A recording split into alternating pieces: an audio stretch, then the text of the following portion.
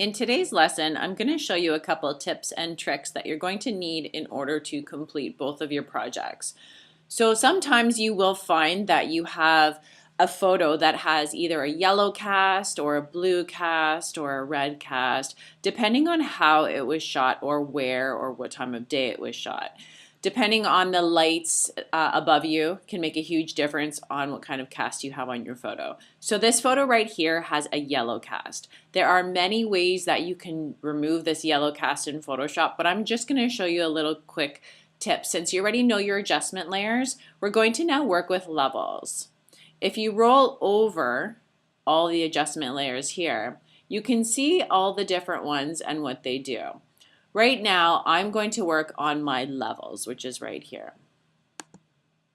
Since, again, I'm only working on the one image, I don't necessarily need to click on this little square that affects the image below.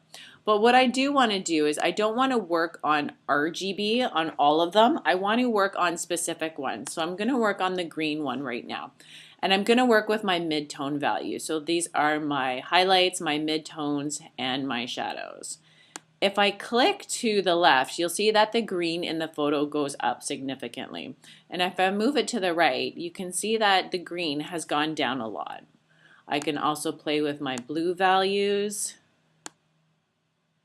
I can bring it and remove a lot of blue in the photo. I can also make it really cool in the photo. So I'm just going to find a nice point right here. Then I can work with the reds. And I can bump up the red to kind of give it a warmer cast. I can lower the reds. So I'm just going to find a nice little spot right here.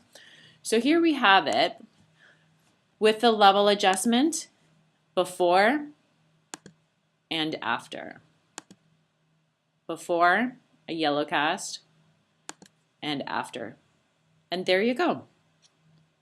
So the next issue you may run into when you're working on these projects, especially the one where you're putting yourself in a scene, when you're working on putting yourself in another image, you might find that you have a very blurred skin in your photo, and then the subject that you're trying to merge into is very sharp. And you can see this when I zoom in here, that the features on him are very detailed and very sharp, and the features on her are very blurred. So you have two options. The first option is to sharpen up her image. So let's do that. We're going to go up to Filter, Sharpen, Unsharpen Mask. Then I get a box over here brought up. If I hit the minus, it'll put more of her details in.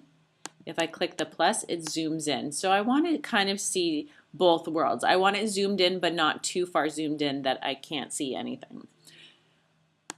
If I have the amount really low, you can see that not much is happening. And when I start zooming in, you can see there's a lot more details brought into the photo. As I am doing this, I see the close-up in my little preview, and I can also see the final over on my left side here. I can increase the radius. And I'm just going to go really drastic so you can see.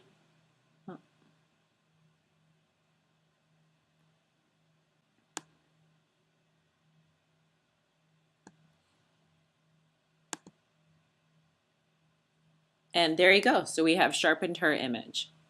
Now we would work on the hue and saturation to fix her a little bit to match more with him. But instead now, I'm going to actually go back to my history and unsharpen her. What I want to do now is I want to blur him. So if I go up to Filter, Blur, and I'm going to go to Blur More. I can go to a lens blur, and here it gives me a lot of different details as if it's a blur from a camera. So since he has been blurred a bit, I don't actually have to blur that much anymore.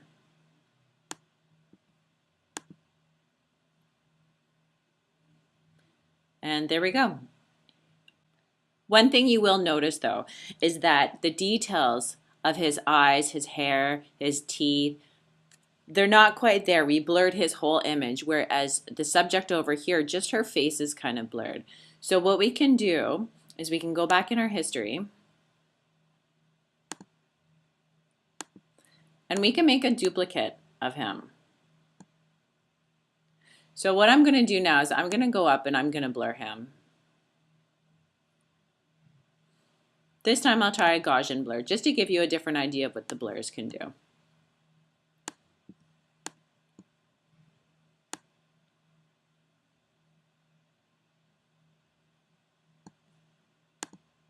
And once I'm happy with that, I just hit OK. Now what I'm going to do is I'm going to hit a mask. Anything I paint in black is going to go away. Anything I paint in white will come back. So I want to click on these two little arrows, put my black forward. I'm going to zoom in.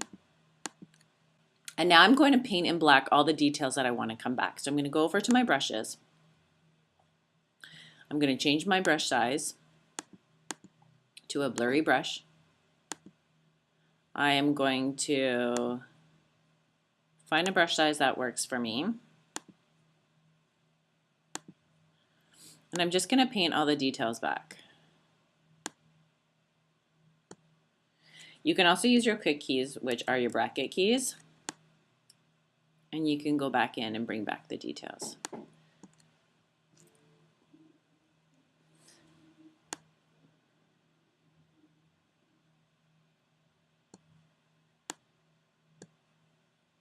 You can change your opacity up at the top here so that the details are a little bit softer.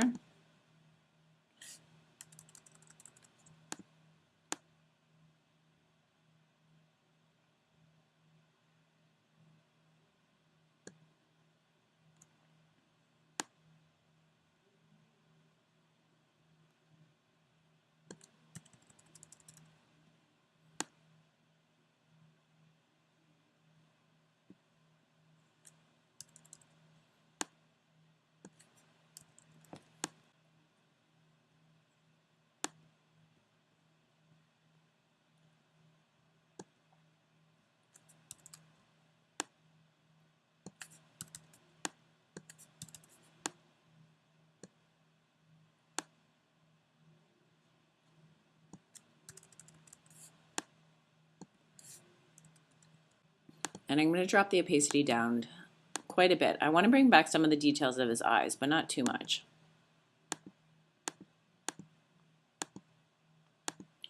And just around his nose.